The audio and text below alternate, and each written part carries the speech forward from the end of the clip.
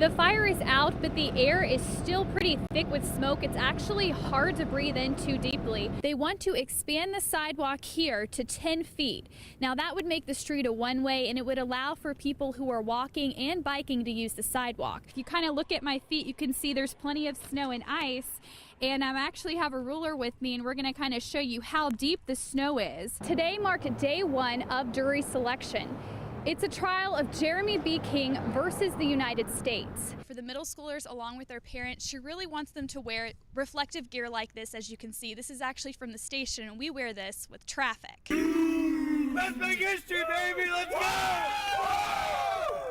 All right, as you can see, there's some excitement here. I'm joined by some of the students that are a part of the students who were chosen for the raffle by the JMU ticketing office. Jasmine, this is the first of 3 new vehicles that the Harrisonburg Police Department will be getting.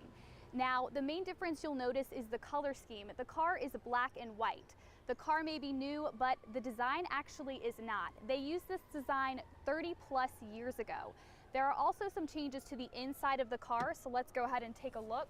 As you can see, there's this laptop which is mounted as opposed to a freehand laptop. That will make things a lot more efficient for officers because it's also touchscreen as well. Lieutenant Bossert tells me that the cars are easy to recognize. The new Cruiser is an Interceptor with a push bumper. Those allow officers to push a parked car out of the way in an emergency. The other cars are Crown Victorias. He says departments across the country are switching to the old design as a way to reduce crime. And I think people readily identify that as being police. And so driving through neighborhoods from a crime prevention standpoint, it's really big, and it helps us, the people, the citizens will readily be able to see, hey, there's an officer driving through my neighborhood, or there's someone I need to stop them to talk to them. The police department hopes to get in 2 Ford Explorers this week that will be new, and more changes are coming. With next year's budget allocation, they will be getting 7 more vehicles. Now, some of them will have this black and white color scheme, but it will really depend on what the vehicles are used for. In Harrisonburg, Carly Stephenson, WHSV. Flames were shooting up into the sky when I first came here. The fire chief tells me the fire investigator has to look at the scene, but he did say he estimates the damage to be about $1 million. So that's really a lot of damage. You can see that the roof has caved in. I mean, the walls, the insulation is off the walls. I spoke with a woman who's worked there for 18 years. She said it's so odd. She saw the shelves still standing in that building, and that's about really all that's left now. Hurts my heart. Phyllis Reinecker has worked at Valley Pool and Spa for about 18 years. She was planning to work today, but then she got a call. When she got to her workplace, she watched it burn down. My nephew works for the fire department, and he called me about 4 o'clock. No, I don't know what they're going to do. We have another store in Waynesboro. I don't know if we'll work out of there or what they'll do. The building is destroyed. The roof collapsed and some walls are gone. Harrisonburg Fire Chief Larry Shiflett says the fire caused more than $1 million worth of damage. Crews fighting the blaze had to wear masks because of pool chemicals. After the flames died down, they picked through debris, checking for hot spots. Now the general manager of the store says they'll do their best to keep business going. The insurance company's got to get called. We've got to figure out what kind of cleanup. The building's a loss. You know, we can't move back in here. The family-owned business has 2 other locations in Stanton and Waynesboro. Reinecker says the loss makes her sick, and today she'll miss her favorite part of the job. Being able to meet with customers and help the people with the pools and just all the friends I've learned to know through the years. Despite all the damage, there is some good news. You know, the company will survive. You know, we'll do the right things. It may be that this location is down for a while, obviously. We run road service in the area too, so we'll be able to pick up and relocate and do our service out of one of our other offices. They're generating their own electricity for less than it costs them to buy it from the utility company. Today, crews will have these solar panels up and running at the Polly Line Weaver apartment building. Secure Future CEO Tony Smith says more than 110 panels will generate about 45,000 kilowatt hours per year. Panels are U.S. made.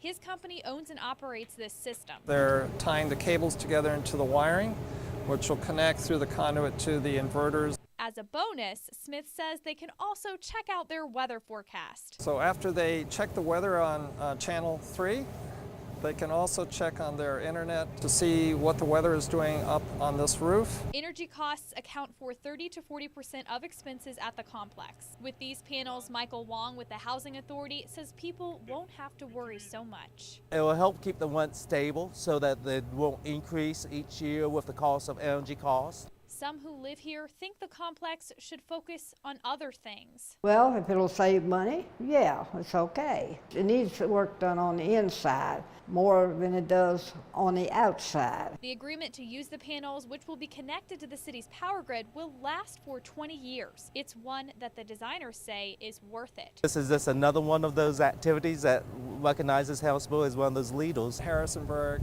is truly emerged as a solar city. In Harrisonburg, Carly Stephenson, WHSV. Jasmine, there really is. Supporters of the schoolhouse say it should be preserved. It was once used as a one-room schoolhouse by the community and James Madison University.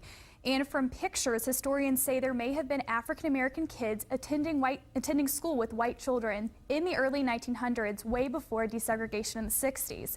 I had the chance to talk to a man who has a long history with the schoolhouse.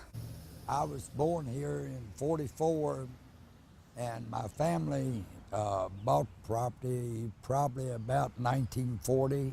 Wayne Foley's family converted the old schoolhouse into a home, building around the original interior to preserve it. He remembers the surrounding area looking much different as a child. Wasn't but maybe 25, 30 cars go up down this road, you know, in a day's time. Used to come out here and play on the steps, wait for the mailman.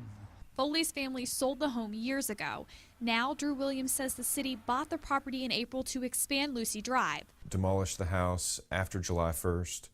We understand that there's some interest from the previous property owners that they would like to relocate the house, and so we're trying to work with them to accommodate their schedule. The road will be built after they tear the house down. The road would have to be constructed literally through the middle of the main portion of the house. The city worked with the National Register of Historical Places to research the schoolhouse. The Department of Historic Resources in Virginia has not indicated that it is listed on the National Register or is eligible to be listed on the National Register. But others, including politicians who have written the letters you see here, say there should be an official historic marker. Before it goes away, Wayne Foley relives a memory and sits on the step one last time. We as people, you know, it seem like we have to tear down all the old buildings, get rid of them, and as time goes on, everything will be forgotten.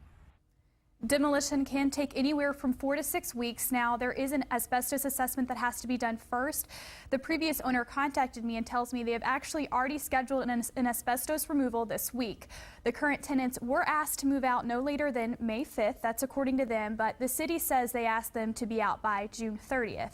Wilma Foley with the Foley family is waiting to hear back on a VDHR marker application. They will know, hopefully, if they have the historic marker before the end of May. One person died in that fire at the Delwood Apartments on Lincolnshire Drive.